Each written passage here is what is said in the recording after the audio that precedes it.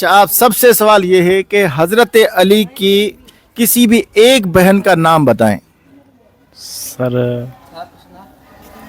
हमें नहीं आता। नहीं आता, ठीक है, आप साइड पे हो जाएं। आप बताएं, हजरत अली की किसी भी एक बहन का नाम बताएं। हजरत फातिमा। नहीं, गलत जवाब। हजरत अली की बहन का नाम नहीं आता जी, आप बताएं। अरे कुछ हिंट दो। हिंट आखिर में दूंगा ठीक है फिर। जी। Sir I don't know. आपको नहीं, हजरत अली की बहन का नाम नहीं आता? नहीं आता? नहीं।